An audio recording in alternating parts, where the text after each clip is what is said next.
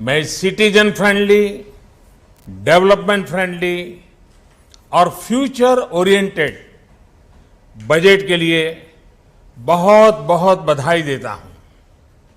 ये देश को समृद्ध और जन जन को समर्थ बनाने वाला बजट है।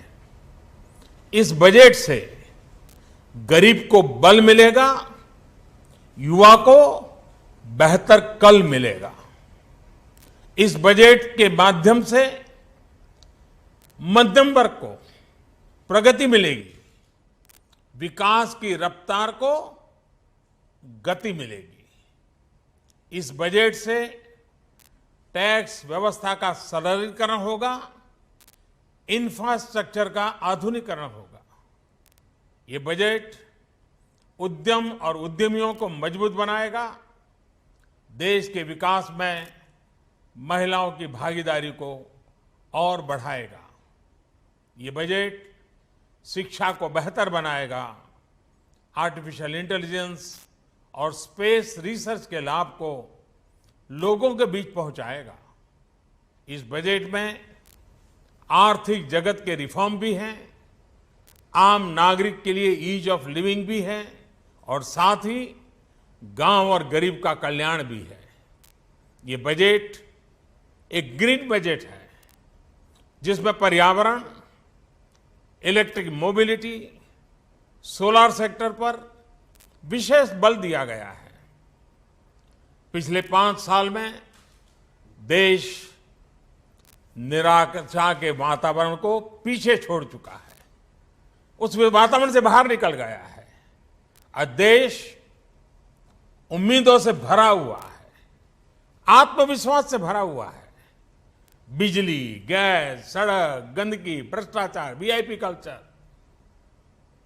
अनेक अनेक कठिनाइयां सामान्य मानवी को अपने हक के लिए जद्दोजहद की जिंदगी, यानी एक प्रकार से खुद से ही उसको जूझना पड़ता था, उसको कम करने के लिए हमने लगातार प्रयास किए हैं, सफलता भी मिली है।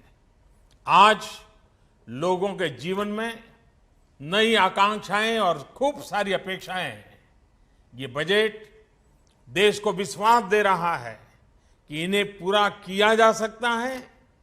ये विश्वास दे रहा है कि दिशा सही है, प्रोसेस ठीक है, गति सही है और इसलिए लक्ष्य पर पहुंचना भी निश्चित है। ये बजट आशा, विश्वास और आकांक्षा का बजट है। ये बजट 21वीं सदी के भारत की अपेक्षाओं को पूरा करने और न्यू इंडिया के निर्माण में एक अहम कड़ी साबित होगा। ये बजट वर्ष 2022 यानी आजादी के 75 वर्ष से जुड़े संकल्पों को पूरा करने में देश का मार्ग निर्धारण करेगा। पिछले 5 वर्ष हमारी सरकार ने गरीब, किसान, दलित, पीड़ित, शोषित, वंचित को सशक्त करने में, एम्पावर करने के लिए अनेकविध कदम उठाए। अब अगले 5 वर्षों में यही एम्पावरमेंट उन्हें देश के विकास का पावर हाउस बनाएगा। $5 ट्रिलियन इकोनॉमी यानी कि 5 लाख करोड़ डॉलर की अर्थव्यवस्था के सपनों को पूरा करने की ऊर्जा देश को इसी पावर हाउस से मिलेगी।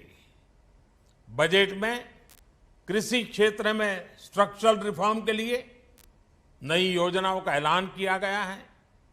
पीएम किसान सम्मान निधि के माध्यम से किसानों को सीधे लगभग 87,000 करोड़ 87,000 करोड़ रुपए का ट्रांसफर हो या 10,000 से ज्यादा फार्मर प्रोड्यूसर ऑर्गेनाइजेशन एफपीओ का संकल्प, मछुआरों के लिए प्रधानमंत्री मत्स्य संपदा योजना हो या नेशनल वेयर हाउसिंग ग्रिड की स्थापना, ये योजनाएं वर्ष 2022 तक किसानों की आय 2 गुनी करने में प्रभावी भूमिका निभाएगी।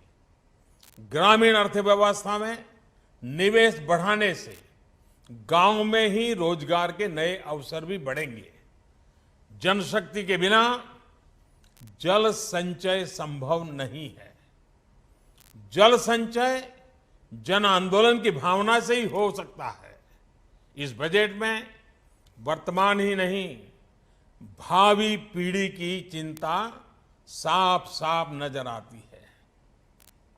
स्वच्छ भारत मिशन की तरह हर घर जल का अभियान देश को जल संकट से निपटने के लिए पूरी तरह सक्षम बनाएगा।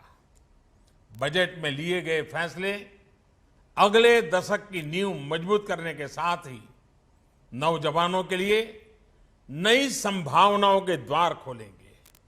ये बजट आपकी अपेक्षाओं का, आपके सपनों का, आपके संकल्पों का भारत बनाने की दिशा में एक ऐतिहासिक कदम है।